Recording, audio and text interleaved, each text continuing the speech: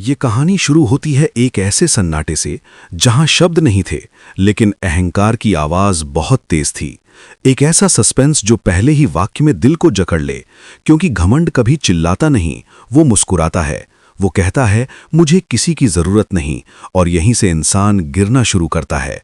इस वीडियो की कहानी भी एक ऐसे ही इंसान के इर्द गिर्द घूमती है, जो खुद को सबसे ऊपर समझता था। उसे लगता था कि उसके बिना कोई कुछ नहीं है। रिश्ते, दोस्त, प्यार सब उसकी शर्तों पर चलेंगे। वो जिस कमरे में जाता, लोग चुप हो जाते, लेकिन सम्मान से नहीं, उसके घमंड के डर से। और यही घमंड धीरे धीरे उसके जीवन की सबसे बड़ी भूल बनता चला गया। शुरुआत में सब ठीक लगता है, लोग झुकते हैं, तारीफ करते हैं, सामने वाले की आंखों में डर और मजबूरी दिखती है, और घमंडी इंसान इसे अपनी जीत समझ लेता है। उसे लगता है यही ताकत है, यही सफलता है। लेकिन कहानी यहीं से करवट लेती है, क्योंकि समय कभी किसी का नहीं होता। वो सिर्फ सिखाने आता है, और जब सिखाता है तो बिना बताए सिखाता है। उस इंसान की जिंदगी में एक दिन ऐसा आता है जब वही लोग जो कभी उसके सामने बोल नहीं पाते थे, अब उसकी अनुपस्थिति को महसूस तक नहीं करते। फोन बजना बंद हो जाता है, मैसेज का इंतजार लंबा होने लगता है, और पहली बार उसे एहसास होता है कि शायद वो अकेला है। लेकिन फिर भी उसका घमंड उसे सच देखने नहीं देता। वो खुद को समझाता है कि लोग जलते हैं, लोग उसकी औकात नहीं रखते, पर सच्चाई ये होती है कि लोग थक चुके होते हैं घमंड से, जहर भरे शब्दों से, खुद को ऊपर और दूसरों को नीचे दिखाने की आदत से। कहानी में यही एक मोड़ आता है जब वही इंसान जिसे लगता था कि वो सब कुछ है, एक दिन खुद को शून्य में खड़ा पाता है। न तारीफ, न सम्मान, न अपनापन। और यहीं से असली सबक शुरू होता है, क्योंकि घमंड टूटता नहीं, तोड़ा जाता है, हालातों द्वारा, अकेलेपन द्वारा, और सबसे ज्यादा अपनों की खामोशी द्वारा। कहानी में एक ऐसा दृश्य आता है जहां वो इंसान किसी से मदद मांगना चाहता है, लेकिन शब्द गले में अटक जाते हैं, क्योंकि उसने कभी झुकना सीखा ही नहीं। उसे नहीं आता कि माफी कैसे मांगी जाती है, उसे नहीं पता कि गलती हो गई कैसे कहा जाता है। और यही उसकी सबसे बड़ी सजा बन जाती है, क्योंकि जो झुकना नहीं सीखता वो टूटना जरूर सीखता है। कहानी आगे बढ़ती है और हमें दिखाती है कि घमंड का अंत अचानक नहीं होता। वो धीरे धीरे इंसान से सब कुछ छीन लेता है, रिश्ते, भरोसा, और अंत में आत्मसम्मान भी। क्योंकि घमंडी इंसान बाहर से मजबूत दिखता है, लेकिन अंदर से सबसे खोखला होता है। और जब खोखलापन सामने आता है तो डर पैदा होता है। वो डर जो रातों की नींद छीन लेता है, जो सवाल बनकर खड़ा होता है कि अगर मैं इतना ही सही था तो आज कोई साथ क्यों नहीं है। यहीं से कहानी हमें एक सीख देती है कि असली ताकत झुकने में है, असली जीत माफ करने और माफी मांगने में है, और असली इंसान वही है जो अपनी गलती स्वीकार कर सके।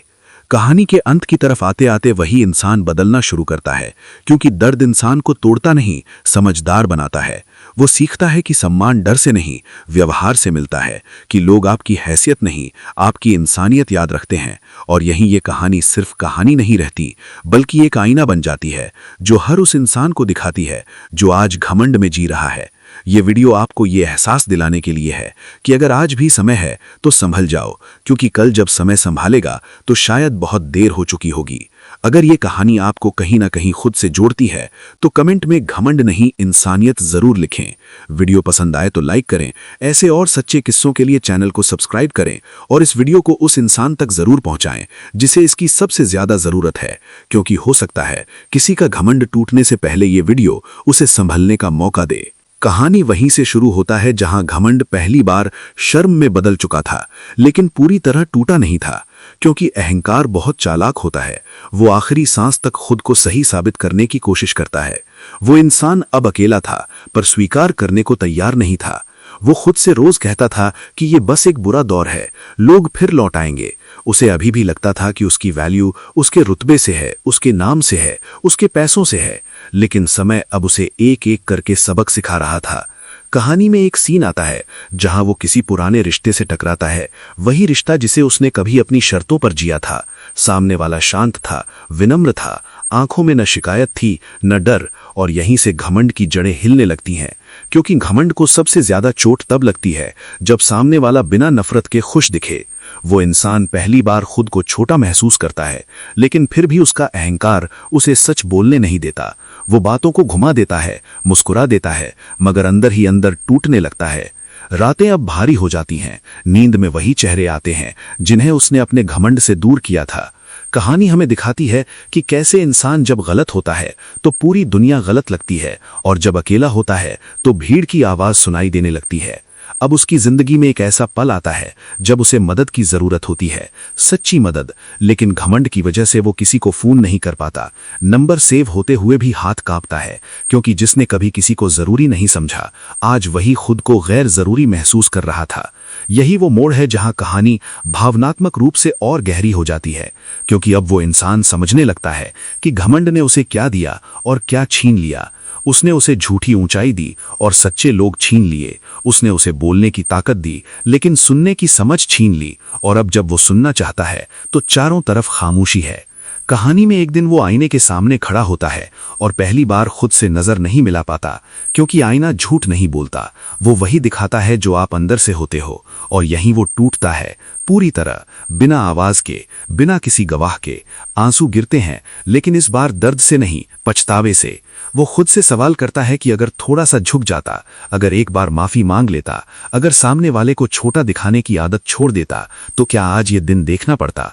और यहीं से बदलाव शुरू होता है, क्योंकि बदलाव कभी शोर मचाकर नहीं आता, वो चुपचाप आता है, आदतों को बदलता है, सोच को साफ करता है।